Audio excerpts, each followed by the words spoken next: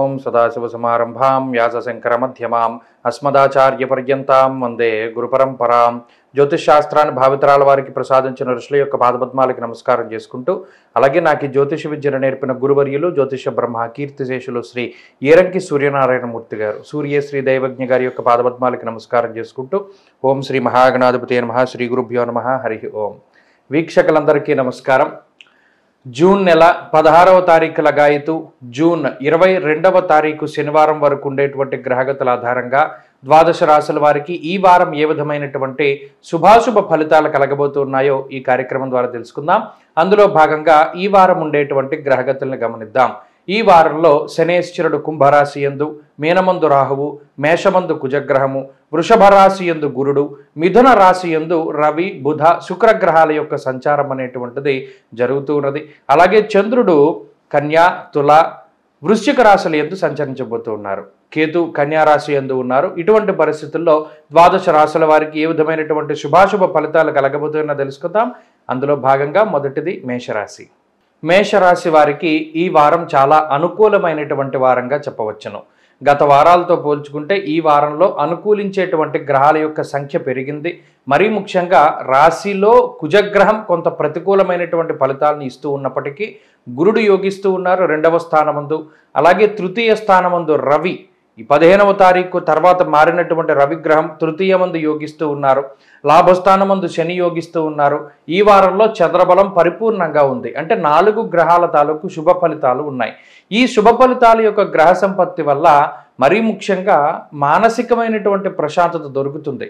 అలాగే ద్వితీయ తృతీయ స్థానాలు కొంత బలవత్తరమైనటువంటి విధంగా పనిచేస్తూ ఉన్నటువంటి కారణం చేత అటు కుటుంబపరమైనటువంటి విషయాలు, అలాగే సోదర సంబంధమైనటువంటి విషయాలు, ఆర్థిక సంబంధమైనటువంటివి, ఆరోగ్యపరమైనటువంటివి, ఈ విషయాలలో ఏదైనా ఇబ్బందులు ఉంటే ఈ రాశి వారు వాటి నుండి బయటపడడానికి ఈ గ్రహస్థితి ఎక్కువ అవకాశాన్ని కల్పిస్తుంది. ఈ వారంలో ఉండేటువంటి ఆర్థిక పరిస్థితులను గమనిస్తే గత వారాలతో పోల్చుకుంటే ఈ వారంలో కొంత మెరుగైనటువంటి ఆర్థిక పరిస్థితులు ఉంటాయి. అనగా ఆదాయం అనేటువంటిది చక్కగా చేతికి రావడము, అలాగే ఖర్చులు అనేటువంటివి తగ్గుతూ ఉండేటువంటి పరిస్థితులను కూడా ఈ మేషరాశి వారు చూడొచ్చు. కాబట్టి ఆర్థికమైనటువంటి స్థిరత్వాన్ని ఈ వారం ఈ గ్రహస్థితి మీకు ప్రసాదిస్తూ ఉన్నది. ఇక ఆరోగ్యానికి సంబంధించినటువంటి అంశాలను పరిశీలన చేస్తే కుజుడు జన్మరాశి యందు సంచారం చేయడము, రాహు వ్యయమందు సంచరించడం వల్ల ఈ వారం చివరిలో ఉండేటువంటి అష్టమ చంద్రుని యొక్క ప్రభావం పడి వారాంతంలో ఏమైనా ఆరోగ్యపరమైనటువంటి చికాకులు రావడానికి అవకాశం ఉంటుంది. కాబట్టి కొంత జాగ్రత్తగా వ్యవహరిస్తూ ఉండాలి. అనగా శుక్ర శనివారాల్లో ఆరోగ్యపరమైనటువంటి కొంత జాగ్రత్త పాటిస్తూ ఉండడం చెప్పదగినటువంటి సూచన.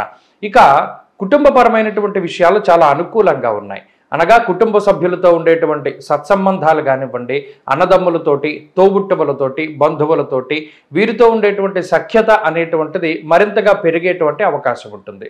ఇక ఉద్యోగానికి సంబంధించినటువంటి వ్యాపారపరమైనటువంటి విషయాలను పరిశీలన చేస్తే అవన్నీ కూడా మేషరాశి వారికి చక్కగా అనుకూలంగా ఉన్నాయి. ఉద్యోగపరమైనటువంటి అంశాల్లో ఎదుగుదల గోచరిస్తూ ఉన్నది. ఉద్యోగంలో గుర్తింపు, అలాగే ఉన్నతాధికారుల యొక్క ప్రశంసలు, ఉద్యోగంలో కొంత అధికమైనటువంటి శ్రమ గత కొద్ది వారాలుగా పడుతూ ఉన్నటువంటి మీకు కొంత ఊరట లభించడానికి అవకాశం ఉంటుంది. అలాగే వ్యాపారపరమైనటువంటి ఎదుగుదల గోచరిస్తూ ఉన్నది. విద్యార్థులకి ఈ వారం గ్రహస్థితి చాలా అనుకూలంగా ఉంటుంది. అలాగే ఈ వారంలో స్త్రీలకి, మేషరాశికి సంబంధించినటువంటి స్త్రీలు లాభపడడానికి అవకాశం ఉంటుంది.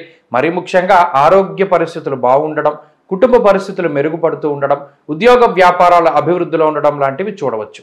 మేషరాశి వారు ఈ వారంలో మరింత అనుకూలమైనటువంటి ఫలితాలని సాధించడానికై ఆంజనేయ స్వామి వారి యొక్క ఆరాధన చేస్తూ ఉండడం చెప్పదగినటువంటి సూచన. ఈ వారంలో కలిసొచ్చేటువంటి రోజు ఆదివారంగా చెప్పవచ్చును.